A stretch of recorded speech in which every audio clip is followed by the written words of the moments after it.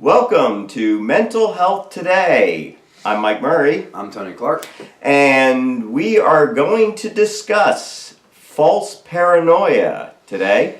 Of course, we'll have Mike's take and we'll have Truth with Tony. And we got a response from the special Election Day show. We'll discuss that as well. All that and more here on Mental Health Today.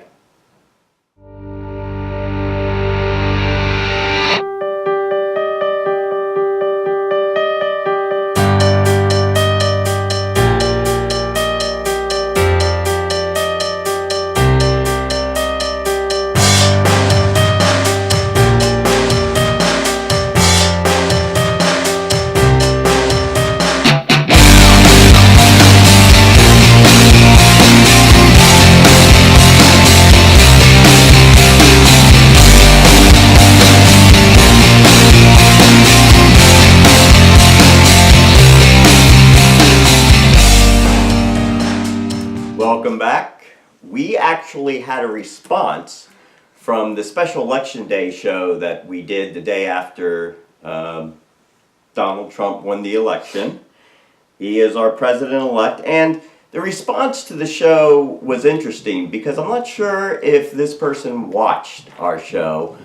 However, David Kramer says, if intelligent people had acted like idiot liberals when you elected Barack Hussein Obama in 2008, you people would have castigated us. Well, that means that if the Donald Trump supporter, the people who voted for Donald Trump, all came together in a big park and celebrated Donald Trump's victory, liberals would have castigated them. Which is funny because if you pay any attention to the media, in January the Klan is planning a rally to welcome Donald Trump.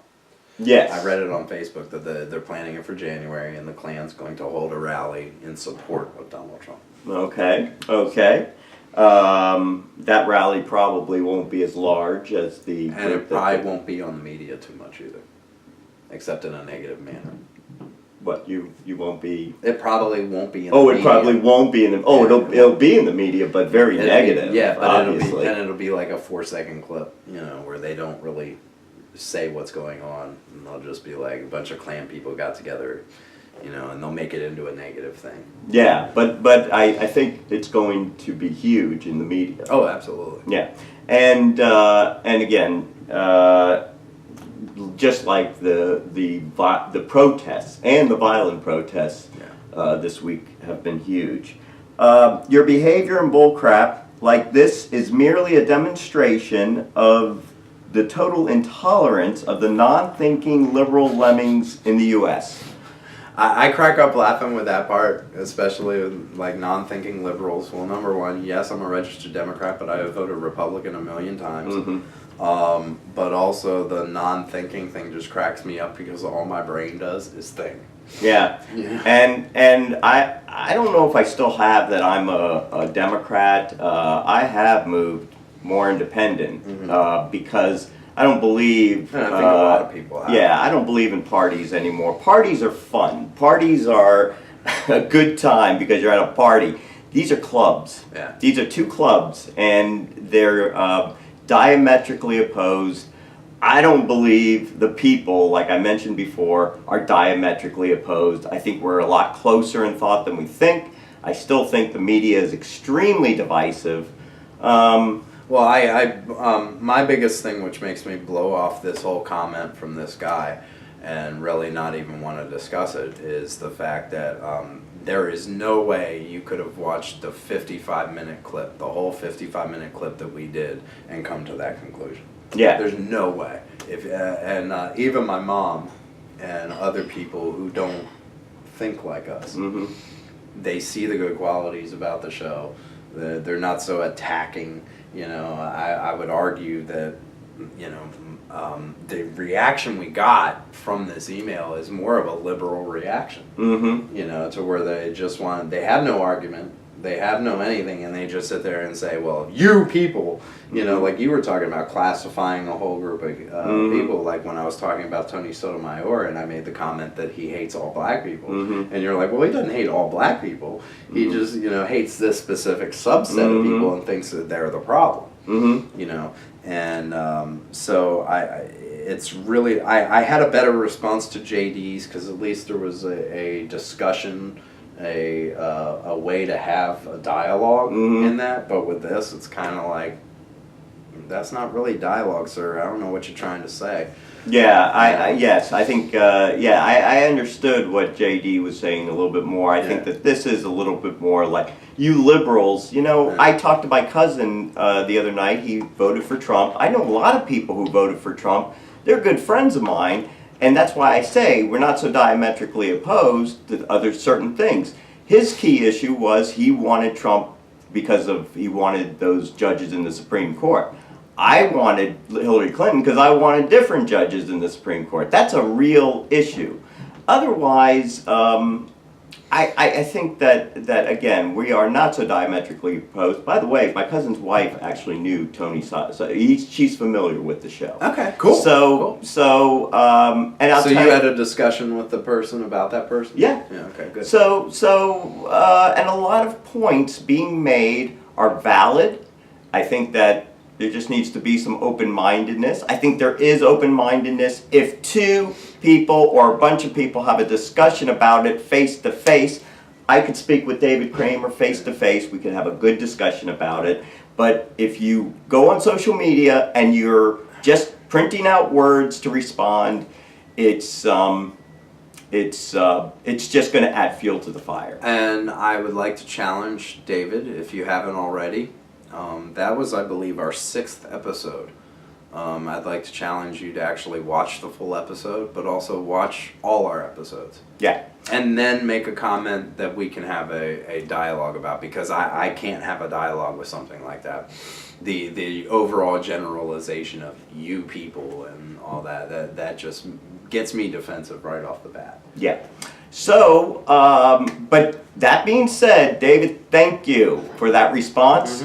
I'll take it. Yep. I'll take any response that anybody has to the show, positive or negative.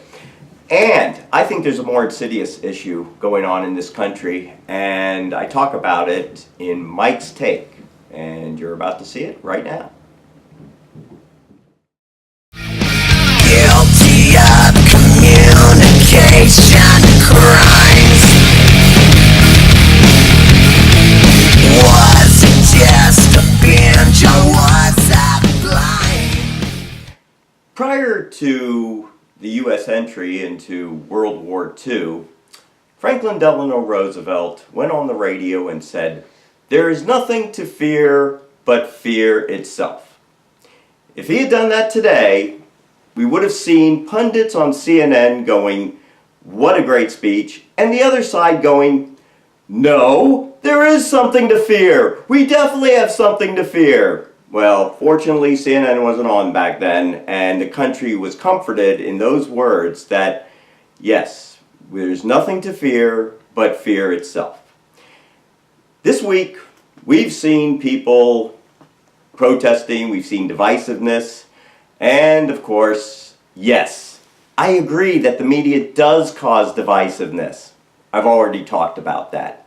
But what's the real issue in this country? Why did Donald Trump get voted in? Because a lot of people feel economically disenfranchised, and rightly so. There are a lot of people out of work. The unemployment is at 4.9%. Really? 4.9%? It's that good, but we want complete change and completely disrupt the system because we're so happy that unemployment is 4.9%? No. It is because people are hurting. We have income inequality. That's a fact. We know that. There are people who are wealthy right now because of the way that the economic crisis was, quote, fixed in 2008. Right now, this is the result of that fixed. We've given banks extremely low interest rates so that they can pick up more money. We have printed money. We have given money now in debt to corporations. So corporations are really in debt, and they're just funneling money back into the stock market. What a great economy! The market is at an all-time high. Wow. Isn't that a little overinflated, considering that the whole country has just voted in Donald Trump because they can't get a job, or their salary is too low, or they're incredibly stressed out because they do have a job and they're worried about losing it, and they have so much more work and not making as much money? Come on, get with it. The reason why people are upset is about the economy. It's about they don't have money. That the people who have the money are the ones that aren't. It's being held. It's being held by the investors, by the bank, by Wall Street. We got to get our arms around the situation. What's the real situation? That economics, that the people who have the money, that the investors, the banks, the Wall Street, the large corporations, they like to see political divisiveness because it takes the attention off of the real issues. The world, ladies and gentlemen, is a business. Think about it. Everything that is done in this world, and I can go further, but I can't because I only have a limited amount of time because I'm paranoid that you're not going to keep watching the show unless I have a concise statement. The point is the world is a business and everything is done for money. Think about it, come back to us, write about it. We're at mentalhealthtoday04@gmail.com. I'd love to hear your responses, but the point is, the bottom line always is, it's about money. And that's my take. Paranoia strikes deep into your life, it will creep. It starts when you're always afraid. Step out of line, the man come and take you away. So Tony, I thought a lot about when I did that take. I thought a lot about it. I think a lot about these things. Yeah. There was an English professor that I had in college. She was one of my English professors. And we were reading a book, and she said, it was mentioned paranoia, and she said overthinking is paranoia, and our discussion is false paranoia. So, did she have a point that overthinking is paranoia? I don't think so. In the last 10, 11 months, one of the things that's gotten to me where I'm at is my overthinking. Yes, it takes up a lot of time, but there's always an answer at the end. Mm-hmm. So the fact that I always get the answer at the end, there's no paranoia there. I know the situation that I am in personally, so it's not me being paranoid to think that the situation's going to continue, because it's proven time and time again that that's the situation that I'm in. Mm-hmm. So it's not paranoia for me to think, what's next? Yeah. You know, our song coming into this, Buffalo Springfield, from way back in the 60s. And he says, it starts when you're always afraid. Mm-hmm. So paranoia, if we take him at his word, paranoia is a fear of something happening. Now, if you're afraid of something that's real, that's really happening, then it's not paranoia. No. It's a real fear. I also think that one of the biggest problems with paranoia is, again, for like the 4th week in a row, I'm preaching what a weak society we live in and what a pussy-filled society we live in, where nobody wants to be honest with someone because they're afraid of hurting their feelings, or they're afraid of losing a friend or a family member because they're gonna, they don't want to tell them how they really feel or really think about a situation. That's why you have secrets. That's why you end up hiding things from people. That's why relationships don't last. That's why everything falls apart, because everyone's too afraid to just say what's up here. Yeah. Those of you who know me know I say what's up here. Yeah. I don't care. Yeah. And I think that if the world could get, not to the point where I'm at, because I admit I'm drastic the whole way down. Like, I take it to the whole nother You're level. extremist. Yeah. If there was a middle ground for some normal person to find, where a middle ground where they're not so blunt and not so, and just in the middle saying, you know, I'm sorry, but this is how I feel. Mm-hmm. And I can't do that, but maybe other people can. Yeah. I find it more rewarding the way I do it, because right off the bat, I know whether you're a positive in my life or a negative in my life. Mm-hmm. And I don't have to waste time trying to figure it out. Mm-hmm. So, but I think the problem becomes you have so many secrets and so many lies and so many things that you truly believe in your head, but you can't say them. Yeah. I think I'm older right now than I was. I mean, I'm older than the English professor that I had back then was. So she might have been at the most in her 30s. I'm 50 now. Mm-hmm. I think when she said overthinking, I think she was thinking about it in her own terms. If you don't, she wasn't the most, what should I say, it's not like, I think she read a lot. And I don't think she was able, she read a lot, she thought a lot, but she didn't necessarily communicate one-on-one, it seemed like.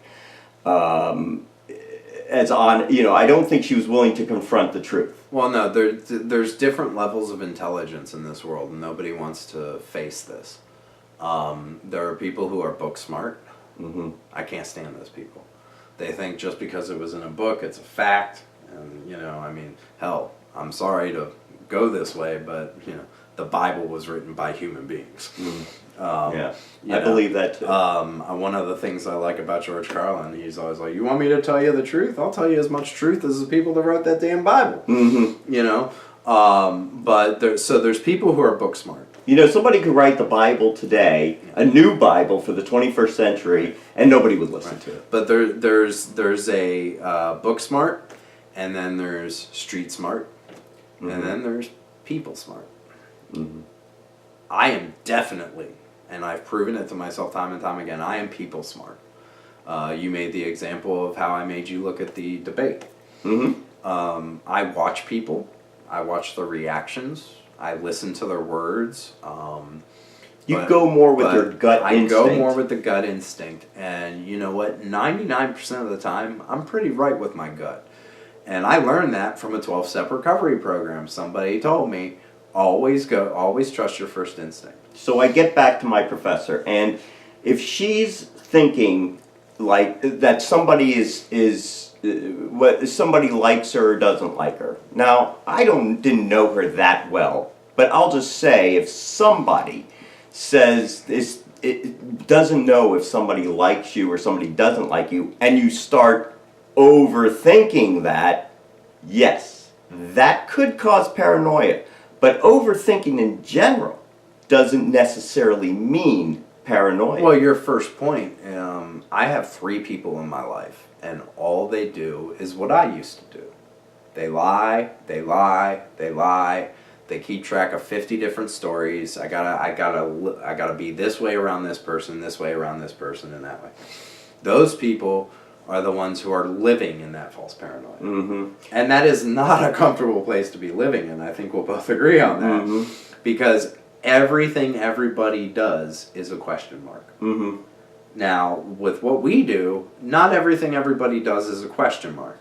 We're more of examining our own lives and saying, where am I headed here? Mm-hmm. You know, I make a reference in one of the poems that I sent to you about, you know, I'm not doing time on a dead-end street. Mm-hmm. You know, and once I realize I'm on that dead-end street, I'm looking for my support system to say, yo, I need an exit ramp. Mm-hmm. I need to get off this road so I don't crash into this wall. Yeah. And then we analyze our situations in our lives and we talk about it, and somehow we come to an answer, just like something that happened with us this morning. Mm-hmm. There is no false paranoia if you are witnessing something happening over and over again and you're just like, okay, well, it's going to happen again. That's not false paranoia. Mm-hmm. False paranoia to me is when I'm sitting at Starbucks with Mike and we're talking and the idiot in front of us takes 3 steps away from us and turns. I knew you were going to say that. And turns and plays with his phone, and I'm sitting there going, well, what the hell's his problem? Well, why is he judging me? Maybe he wasn't judging me. Maybe he was just trying to have a private conversation. Maybe he didn't even hear what we were talking about. Let me give you another example of false paranoia. Let's just say that somebody has problems concentrating.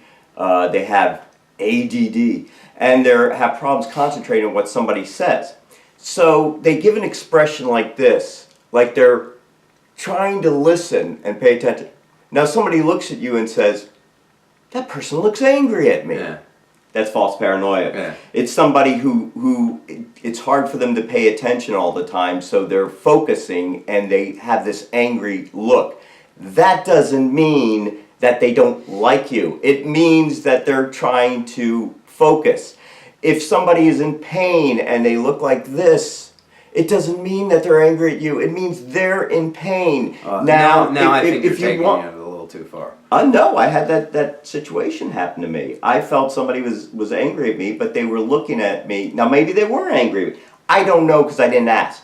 But if you go up to somebody, and here's my point, if you go up to somebody and says, wow, you have an angry expression at me, are you angry at me for something? And they go, no, I'm in pain, or no, I'm trying to focus on what somebody's saying, you get the answer, done, you're not paranoid anymore. Well, you got to the biggest point of what I think the problem is in this country. And you can't, the biggest lie everyone on this planet tells, and we're both guilty of it, is when someone asks you how you're doing. And you just say, oh, I'm good. Nobody's good. I'm more interested in seeing that person when I say, I'm not doing too well. There's a lady at Starbucks who we've both met who's interested in our projects, and she saw me the other day. As soon as she saw me, she was like, do you have time to talk? I want those. I want to run into more of those people. I don't want to run into the person that says, how you doing? And I go, not good. And they just, oh, sorry to hear that. And they go about their business. I want the person to take 3 minutes out of their life. And this goes for me too. When I ask someone how they're doing and they say, not good, I need to be able to take 3 minutes out of my life, stop what the hell I'm doing, and say, well, what's up? Yeah. Let me play pop psychologist for a second too. If you're not an honest person, if you try to tell people what you think they want to hear, if you're not honest, you project that dishonesty onto others. Yes. So you're not coming clean. So you think the other person's not coming clean. So you don't trust them. So you think they may be lying. So you're paranoid that they're not giving you the truth. You brought up an excellent point. One of my favorite episodes of Taxi. Louie is drinking something and smoking a cigar. And he goes to put the stuff away, and he has it hidden in the garage. And he gets the ladder and goes up, and he's putting the stuff away in this little hiding space. And Judd Hirsch, who plays Alex, goes, there it is, Louie. That's your punishment. And it's like, your punishment because you don't trust anyone. You think everyone's a thief. And so when you're a liar, you think everybody's lying to you.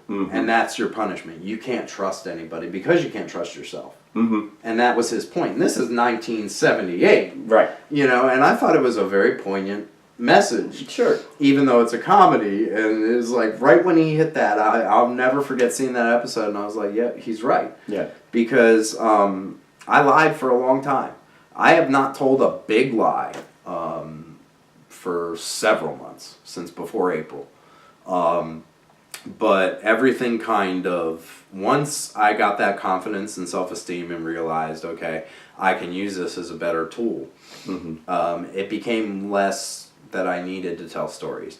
It became more of, okay, well, how can I get the attention that I need? Yeah. Hence the book, hence the TV show. Yeah. And when you were lying, when you told that big lie about VH1 when I first met you, you know, it was at the NAMI group, National Alliance of Mental Illness. So I didn't look at it like, oh, should I? Well, I mean, obviously I couldn't trust you when I found out you were lying. It was hard to trust you at first. But when I looked at it, it was like, it's not that I can't trust you. It's that you have the problem that you're lying. Yep. Yeah. The liar has the problem. Yeah. And one more anecdote. I was sitting with my dad one time at a restaurant, and you know, I was going through a situation where I was kind of depressed, and I was thinking about something, just thinking. And I had this expression on my face, and it was something like the waitress came up and said, "We don't have this dish." And I said, and I was like,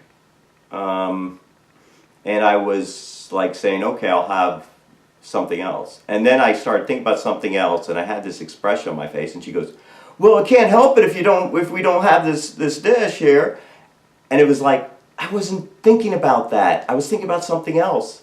So again, paranoia. She could have said, "I'm sorry, are you upset that we don't have?" I'd say, "No, I was thinking about something else." "Oh, okay." Well, nobody wants to talk about feelings. And, as far as false paranoia goes, I'd be interested if anybody wants to leave comments or questions. Our email address, mentalhealthtoday04@gmail.com. And coming up next is Truth with Tony. Hail to the truth inside, hiding from you. Can't let it fail to deliver us away. I'm dying and lying, I'm telling the truth. One of the things that I've always said is that your actions today affect your results for tomorrow. And I don't think it's paranoia to stop myself from doing something today that may affect tomorrow. And when I stop myself and do the thought processes and contact my people in my support groups and say, this is the action that I want to take. And then my support system comes in and says, well, if you do it this way, you're going to look really bad. So why don't you do it this way? You get to the same result. Yes, it takes a little longer, but you still get to the same result and you get out of the paranoia. For me, that is false paranoia, thinking that, I can analyze a situation and go ahead and say, all right, this is what I have to deal with, and I have several options on how to react to this situation. Some of them are delusional and some of them are rational. That's why I need that third voice in my head. I have this voice, I have this voice, and I have the voice of my support group. And when it ends up that those three voices match, then I know I'm headed somewhere correctly. I've been trying for a long time to become a better person. So much so that I've lost sight that I actually have become a better person. There are times where I'm so focused and so wrapped up and so self-involved of trying to improve myself that I don't see the improvement. It's those times where I have to stop, hit the brakes, and say, okay, I have come a long way, but what is it that I'm really working on today? What is the final goal? That tends to work for me better. Rather than focus on this 24-hour period, which I know a lot of support groups talk about, and you got to focus on just today. I don't agree with that. I don't think there's anything wrong with planning for tomorrow. Just don't plan the results. People will go, well, how do I do that? Well, this is what I'm going to do for the next 3 weeks. When I was a kid, my mom taught me how to accomplish goals by doing this. I wanted to go to Anaheim, California at 16 for a AA convention. And my mom said, well, the conference is until July. I'll buy the plane ticket and the hotel now, and you just put away like $30 to $50 a week, and then by the time, the trip comes, you'll have the money for it. So my mom purchased everything for me, and I went to work. And I earned the money, I put it away, proved I could put it away, and when it came time for the trip, I was ready to go. I was prepared because I took the steps I needed to do to get to where I needed to go. Too many people rush to judgment in this country, and they also rush to action when action doesn't need to be taken. And I think that's a big reason why I've ended up in different states when controversy hits my life. It's why I end up in different states. It's why I end up in the psych ward, because I immediately react to reality. And we've seen it this week. Wednesday morning. I have not watched the news since Tuesday night. God's honest truth. There's no need to. After what I saw Tuesday night, I don't need to watch the news anymore. Well, I'm uninformed now. So this morning I turned on the TV for 5 seconds. I got a 5-second clip of seeing Trump and Obama meeting in the White House, and I was like, see, nothing's going on still. But on my Facebook, I keep seeing the riots and the protests. I have a message to anybody who protests anything in this country. You are doing absolutely nothing by blocking traffic, except pissing a lot of people off. You are doing absolutely nothing by standing outside the White House and burning the American flag. You are doing absolutely nothing starting fires in the inner cities of Oakland. I want to say this. You really want to learn how to protest and feel better and feel like you're actually making a difference, go help a homeless person. Instead of blocking traffic, walk down the street.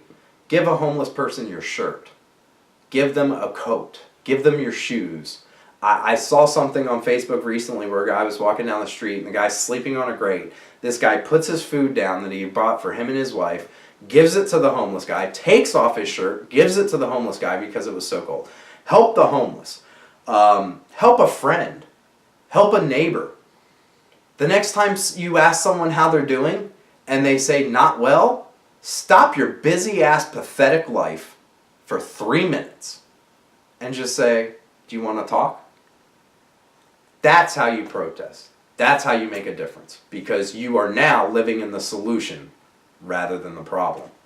And too many people look at the mental health community as worthless, wasteless, just, no pulse in him. That guy's crazy. No. Instead of that, look to us, look at us, talk to us, ask us questions, because we're more than happy to answer.